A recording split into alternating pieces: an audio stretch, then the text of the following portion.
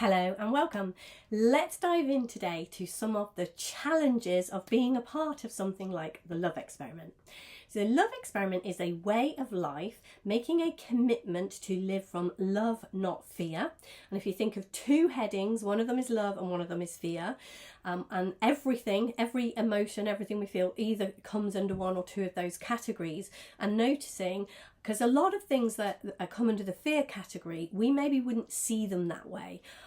We might not realise that it's fear, and kind of looking at what is rooted in fear and what is rooted in love. And the obvious answer is, if it's not rooted in love, gotta be fear. Sometimes we're angry, sometimes we feel justified, sometimes, all of these emotions are rooted in fear.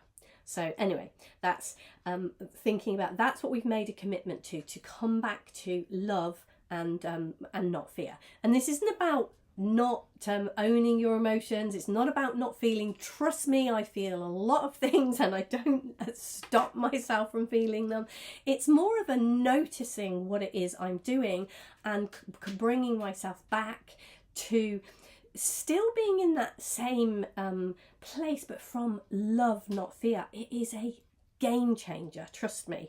And one of the reasons this is called the love experiment is this is absolutely something that you've got to get involved in, play with.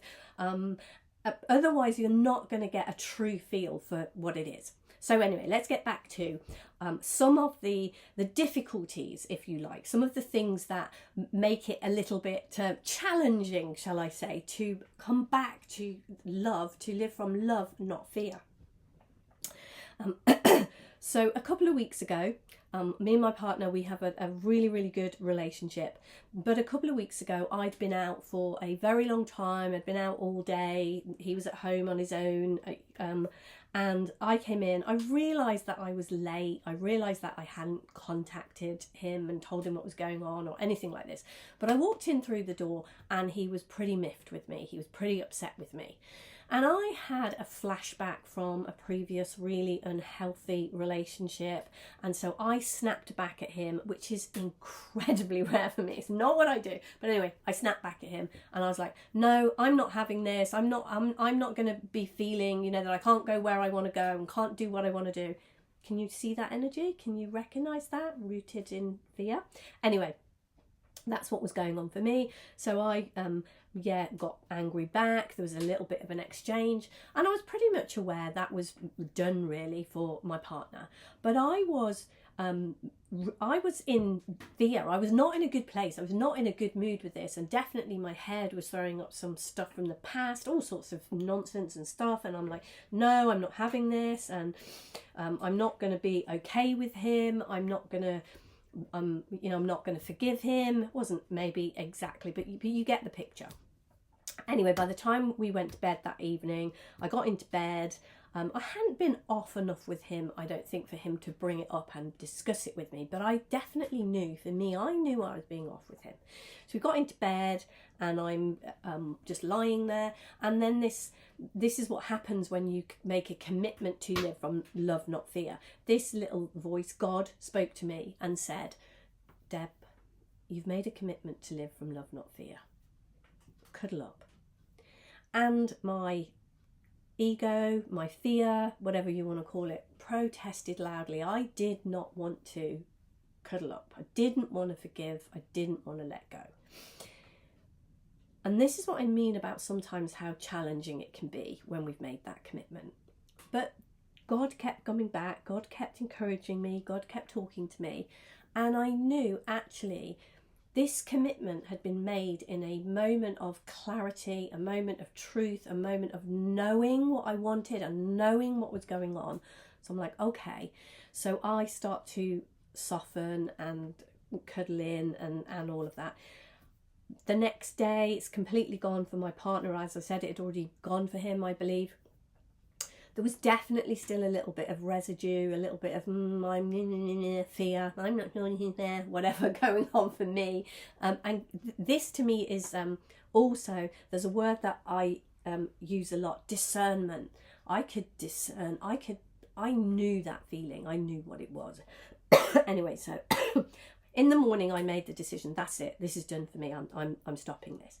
Anyway, some time went by, and a similar thing occurred. I'd been out a long time. I was busy doing what I was doing. Didn't even think about what was going on for my partner. I could have been kinder. I could have been in touch with him more. Anyway, I wasn't. All sorts of time went by, and I came home. And as I was coming home, the thought arose, oh, it's going to do that annoying thing with me. I'm not having that. And straight away, also what arose with that was, you've made a commitment to live from love, not fear. And I walked in, and there was a little bit of a moody response, if you like. And in my head, I was like, no, this isn't how we're going to be. This isn't how this is going to play out. I'm just going to show up from love. So I apologised, and I didn't move into fear. I didn't move into fear at all. I just went into, right, we're doing this, we're having a cup of tea, blah, blah, blah, blah, whatever. And all of that description, that's not a how you do this. That's not a description for you of what you have to do with your partner. What that is a description of is when we are open to this commitment that we have made to living from love, not fear, other doors, other avenues appear. Now, it's not always easy. That second time it was really, really easy. I was like, no, this is my commitment. This is what we're doing. And, we have a good relationship. We have a close relationship. My partner is amazing. He does, I'm making out that he's not, it may be, and that isn't the case. But these little things, I love it when these things come up, because they really show me something. They really give me something to show me what is possible when we stick to this commitment to come from love, not fear. And I have a million little stories like that with all sorts of people in my life, that I can see my me voice starts, and sometimes it's my a justified voice. Sometimes, but I don't necessarily notice it as fear. But what happens is God speaks to me, I realise it, I have the chance to make the decision to come from love, not fear. Now, as I said, this is talking about the difficulty sometimes, and at first that can feel really like, why me? Why should I have to? It's not fair. All of this kind of stuff. And again, can you notice the energy of that? None of that is rooted in love. So a couple of things. What I see is, I don't know, has anyone ever read the book The Surrender Experiment? So the love experiment and the gentle art of blessing and the surrender experiment are all pointing to the same thing. They're pointing to not allowing that part of us that objects to things to be the part of us that is in control. And I know, if we're going into what's difficult about this, that word surrender, that word I'm not in control, all of those things can have a lot of connotations for us. Control is rooted in fear. The need to control things is rooted in fear. Love allows mystery in life. Love allows mistakes to happen. Love allows life to unfold as it is. Fear insists on control, insists on me being in control, me deciding. Fear absolutely puts me at the centre of everything. Me, self-centred, self-aware, self-conscious. I remember years and years and years ago getting really, really upset about something, and somebody accusing me of being, oh, you're really self-conscious, aren't you? And I realised, yeah, in the middle of everything is me. That's everything that I do. I want it to be so that I feel better. But what love does is say, if you serve, if you come from love, if you genuinely come from a place of love, you disappear. And you don't disappear in a way that you become insignificant, It's like a people pleaser. It is so painful to be a people pleaser. It's excruciating, and that is because you are literally at the centre of your own world when you're a people pleaser. People pleasing is all about manipulation and me. I want to feel better, so I am going to do this so that you like me. You will show up the way I want you to. And surrender, this word that often, we don't like, giving up control. It feels like we will become helpless. It feels like things won't turn out our way. It feels like we'll really lose something.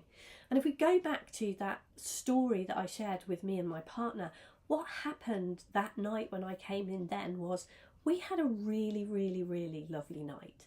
And in my experience, every time that I have chosen to come from love, not fear, and love is not doormat, love is not, love says no sometimes, love sticks up for itself sometimes, but it is really noting where is your feeling rooted, what's going on for you, and discernment, really nailing that and knowing that, and bringing that back and questioning that. Because every time that I have genuinely come from love, and love does not dismiss me and say that I don't matter, but love just gently moves me out of the way, so I am not worrying about me, so that I am not anxious, so that I am not the biggest thing in the universe that needs to feel okay. I am just resting in the peace and love of God. It is a game changer. So I would invite you to play with that, look at that. If you have any questions about what I've shared, please do pop them below. If you think this video will bless anyone, I am absolutely in the game of blessing and serving. If you think this video, if it has served or blessed you, give me a like, subscribe, share it with a friend. Let's spread the love, spread the blessing, spread the peace, spread the word. Anyway, and if you want to find out more about what I'm up to, there will be links below this video too. Have a great day, and I will be back soon with another video. Thank you very much.